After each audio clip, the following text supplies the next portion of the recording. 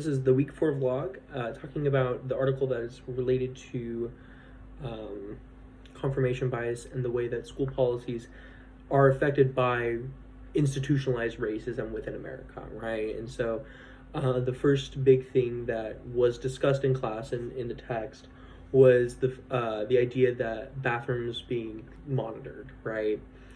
And this is to me abhorrent, and it's interesting to see, right, in my own classes, because the school that I work at, Trabucas Hills High School, is renowned for being very vape heavy, very drug filled, and stuff like that. I've had students come to class intoxicated. I've had to deal with that several times now, and so how do you help that, right?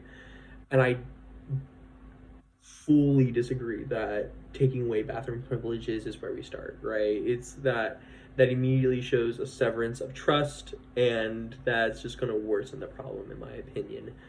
Um, and yeah, I think especially in my own personal life, right, growing up, uh, and we'll get to that in a second, but I think that ultimately these policies and this kind of execution of policy really affects students who are oppressed in general, right? Students who are not white, students who are LGBT, students who are, not don't hold privilege within the school place, right? People like who are not in sports, who are renowned, right? These are all people who ultimately get the most affected by this because of the institutionalized prejudices to all three of these factors, right? Most of which being institutionalized racism, right? Where as in the school, and to talk about my life now, right? I've seen it in my life where I come from Bakersfield, California. Bakersfield is a very prejudiced city. Kern County has a great education system, and they do really a lot of good things with that.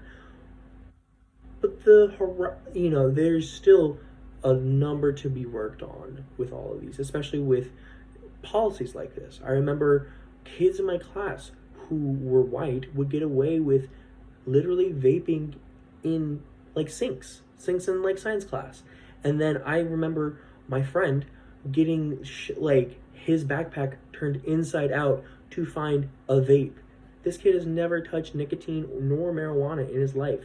And it was genuinely just because we were hanging outside of a bathroom talking, and then didn't search my things, searched the brown kids' things. And it was just so disappointing to me, and it makes me angry because that's hurting everything. So obviously, I've experienced the privilege in my life of not being interrogated simply because of a confirmation bias of institutionalized racism, right? And it's important for us to talk about it because then we can do something about it, right? And we can be wary of that, right? And how we execute our policies, right? Things like giving kids bathroom rights, giving, the idea that a kid can only go to the bathroom 4 times in class during a semester is insane. And I do understand the idea of it where, I have in a class 6 students going to the bathroom in line, right? And I have to keep track of it one by one. But we're not attacking the core of the problem of students don't want to be in class, and students don't want to be held to this sort of rigorous schedule that school has now become. A series of projects, a series of things. There's no priority of learning, right? There's just tests, assignments, classes, going from, clocking in, clocking out, right? And it's kind of this idea of the educational system of it's not meant to inspire learning, it's meant to create workers for facilities, for factories. And so, that's why college is important, because That's the way that you don't get shipped off to the factory, but it doesn't it still doesn't like help with the original problem of students don't want to be in the classroom.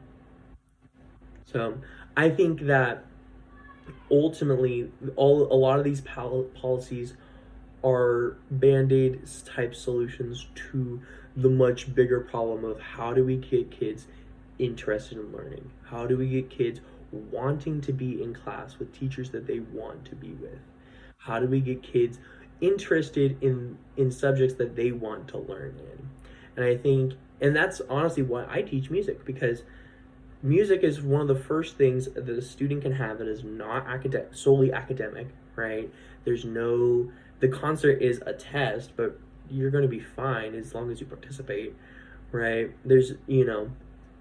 It is purely based on interest as an elective at first that can turn into a successful career. And